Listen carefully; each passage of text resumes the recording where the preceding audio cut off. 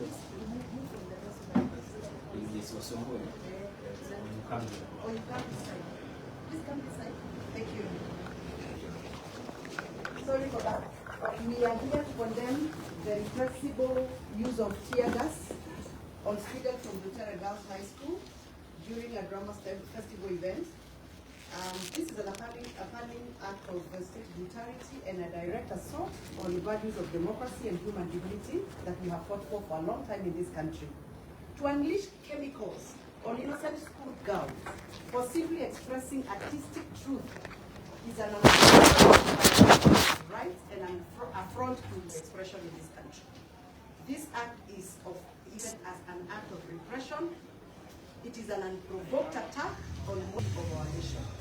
This attack occurred while the students were performing a politically charged piece, rightfully so, as a right of their expression on their conscience and engagement with civic issues that are happening right now in this country.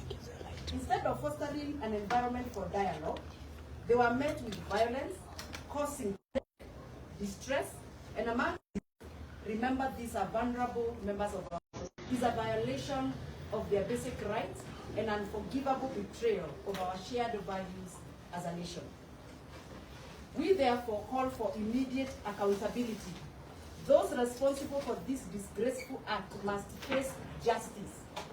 Silence in the face of this atrocity is a sign of complicity, and we cannot afford to remain passive when these extreme violations are happening to our children. Kenya must choose between tyranny and liberty. Finally, we stand firm in belief that the measure of our democracy lies on how we protect our children, our young people, and the productive age of this republic. We must act now to safeguard their rights and ensure that such brutality is never repeated again. I want my colleague to also continue with the statement. Thank you. I think first of all to note that Senator Malala is an accomplished playwright, and he has been doing this for very many schools since his days in the university. And I think what we saw happening in Nakuru last night and this morning is actually the lowest that the state agencies can go to as far as violation of the different freedoms and rights that are enshrined in the Constitution is concerned. If you read Articles 32 all the way to 38, you can actually see the freedom of association, the freedom of speech, the freedom of movement for Senator Malala has been curtailed unlawfully, since last night. It's also a violation of Article 43, where he has been forcefully arrested and unlawfully detained up to this afternoon.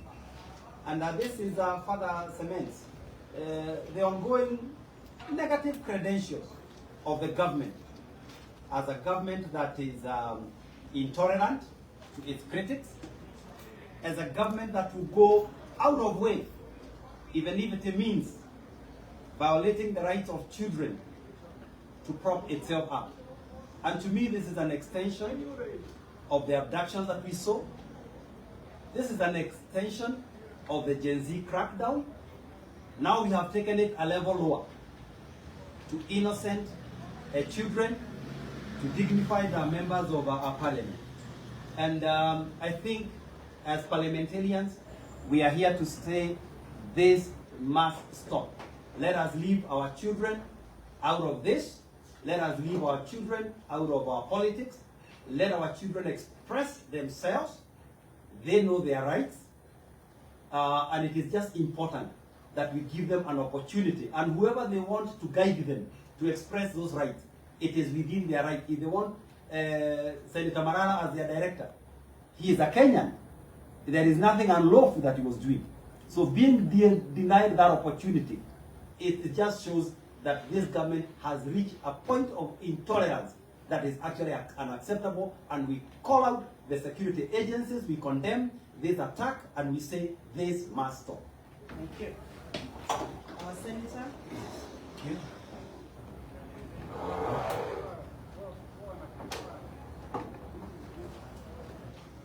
Thank you very much. I also join my colleagues here in condemning what happened in Nakuru, where children were tear gassed, and one, Senator Cleophas Malala, arrested despite having a court order.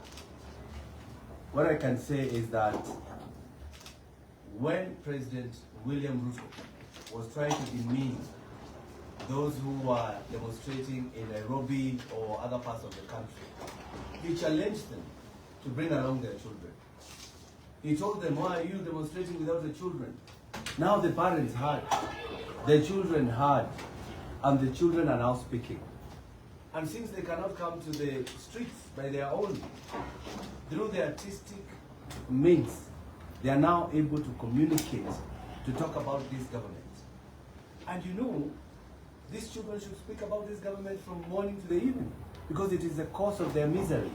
Poor education, poor sanitization, poor health, everything that would actually, protect their future is being curtailed by this government. But the question we are asking is this: if lawyers can be allowed to practice law when they become politicians, if musicians can be allowed to sing when they become politicians, why curtail Malala, who is a playwright, not to write what he was doing before? Or we are telling President William Ruto, please, we know this is an extension. After harassing our children in the streets, you have now gone for them in their classrooms, which you are supposed to be building, you are supposed to be paying their teachers, but you are now harassing these children. What we are saying is that we are not going to keep quiet, and we are going to raise our voices. And very soon, if he does not desist, we are now going to tell our children, now it's for you now to speak for this country. It is your future. You know, we will hold their hands and tell them wherever they are to speak and condemn anything, anyone they see is trying to steal their future. So I join my honorable members here, and actually, on the issue of harassing Malala, we know why he's being harassed. It's because Malala is one of the people who are speaking the truth, who are fighting for accountability, who are seen as criticizing the government. If it was one person from the side of William Ruto, probably they would not have harassed him. But I want, as I conclude, to ask William Ruto one question. If you are okay when the children recite poems calling you and Kowili, if you are okay when the kids recite poems calling you and Kowili wa mikate, also be okay when they call you and Kowili wa maumivu. Be okay with that. Do not harass our children, do not harass Kenyans, and do not harass those who are criticizing you. Thank you. Thank you very much. I know some of you had asked me to speak like a mother, and I will, because we have seen very serious, intentional initiative by the government to curtail the freedom of expression and the freedom of association. I believe that Senator Marara is a son and a daughter and a father of many. He went through the university. He got schooled so that he can do what he's doing. Actually, politics was an addition. Senator Marara is a professionally trained playwright, and he has all the rights to be involved in writing whatever he's trained to do. And by the way, Senator Marara did not start yesterday with Butere girls. You all know that for the last 3 years, all the winning skits in the national drama festivals have been associated with Senator Marara. You know that. And if you don't know, we should let you know.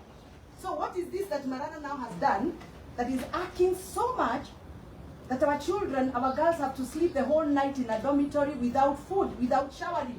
Those girls confessed on TV that they didn't sleep well, they didn't eat last night, and they didn't shower as they went to perform their popular skit.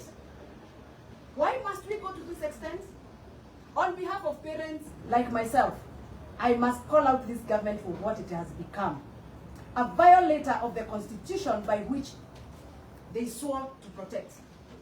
You have violated the rights of those children, the rights of the playwright, the rights of teachers. You have intimidated teachers. And this is not going to be acceptable. We have seen you even throw tear gas into the bus this morning when the girls were leaving. I salute those wonderful girls who are going to be like Wamuchomba in future.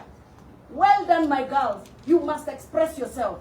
We also are a product of what we did when we were in schools. We participated in those drama festivals. I remember when I was in school, we used to have a skit we used to call the government inspector. A book, a playwright that was written by the Nikolai Gogol, the government inspector. We played that skit, and that's why we are here today. So those girls must be encouraged. They must not be suppressed, but they must be encouraged. They are doing the right thing. And I salute those girls who went on stage this morning and refused to be intimidated. And they sang the national anthem, and they walked out of the stage. Well done, my girls. Well done. Don't buy fear. This is not the regime that we bargained for, and we must call them for what they have become. Now, going forward, we are not going to allow the police to use tear gas, which they buy through our own sweat, through taxpayers' money, to intimidate our children, either in the streets, in schools, or in universities. And this must stop, and stop with an exclamation, because we are not going to sit pretty and watch the government take over the rights of our young Kenyans. Thank you very much. Thank you. Hakuna maswali? I think we don't have questions because we are probably... Okay.